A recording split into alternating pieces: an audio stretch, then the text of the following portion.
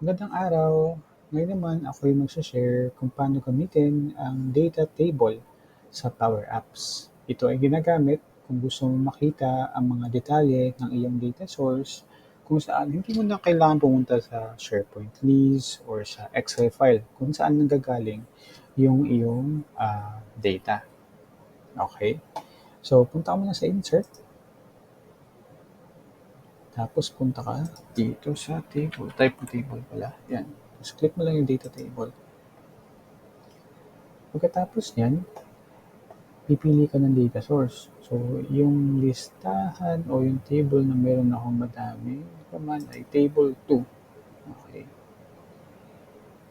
Pwede mo rin piliin yung mismong data source ng iyong table sa may kanang bahagi ng iyong monitor ng Power Apps. So, palakihin ko na ito sa milit para marami tayong makita ang columns.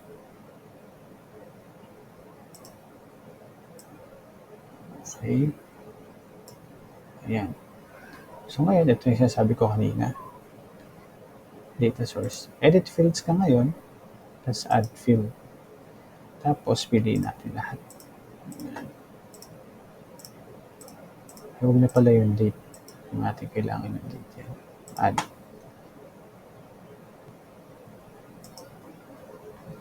Ngayon, pag napili mo na yan, isa-isa nang papasok yan dito sa iyong table.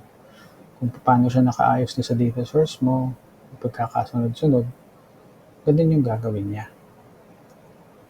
Okay.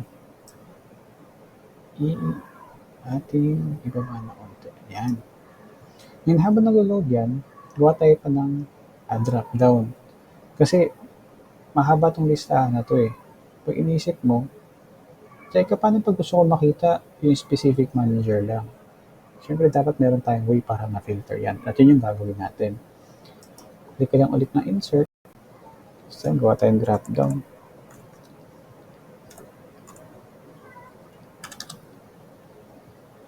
Hindi natin itong drop down. Tapos, gagamitin ulit natin yung same data source para makuha yung mga unique o distinct lang na manager.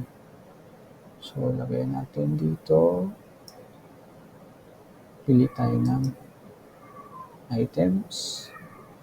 Tanggalin natin yan. Gawin natin distinct.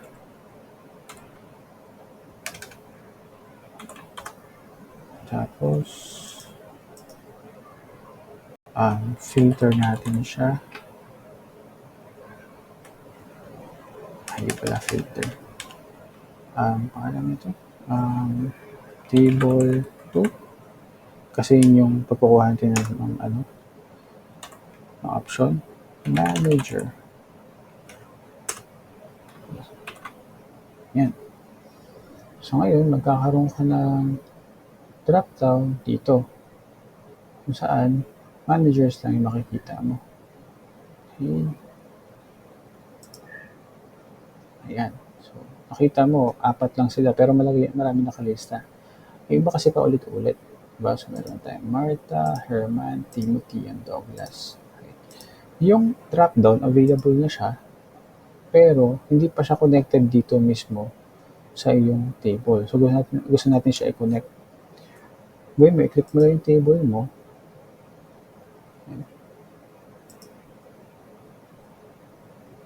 Okay, yung table. Dapat lahat, hindi yung isang column lang. Dapat yung buong table. Kita mo, mag-highlight. Tapos lagay mo dito sa items mo na part. Filter. Filter. Table 2. Diba?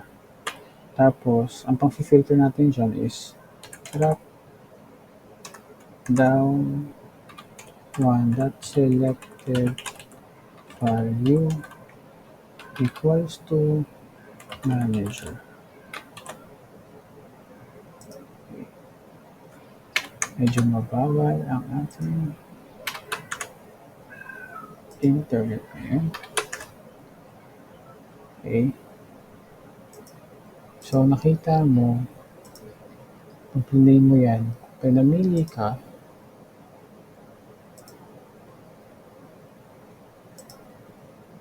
lalabas din siya. Medyo mabagal lang ngayon. Gumagana siya. Yan. Okay. Problema dito, dapat lagi may nakapili. Diba? Siyempre, hindi naman lagi pwede may nakapili. Kasi, pag eto, nakaset ng allow no selection, subukan natin ha.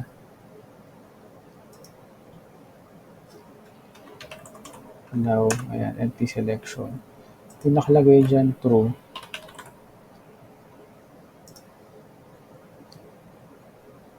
tapos ginawa ko, wala akong pinili, wala ring lalabas. Kasi wala siyang pinag-filteran ng pangalan. So, dapat dagdagan natin yung table mo ng formula kung saan gagamit tayo ng if condition. Okay.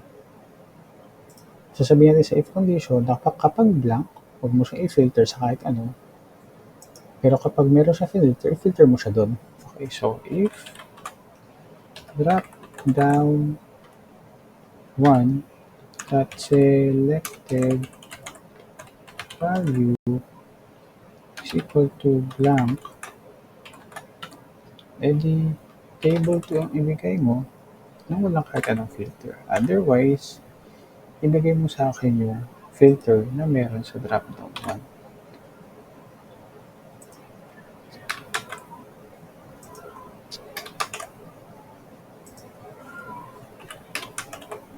Yan.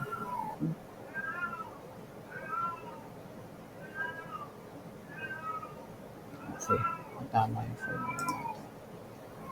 Ayan, nakalagay yung Martha. Pag tinanggal natin si Martha, lahat lalabas. Kapag si Herman, kay Herman lang, kay Timothy naman, ayan, Timothy. Okay? So, ayan. Ito ang paggamit ng data table kung saan pwede mo rin siyang i-filter. Okay? Very useful siya. Nga pala, kung gusto mo mag-delete naman ng kahit anong column, pwede mo lang i-pindot dun sa column na yon at i-delete. Press mo lang delete sa iyong keyboard. Ito, tatanggal siya. Yun lang. Sana makatulong sa'yo ito at sana magamit mo. Maraming salamat.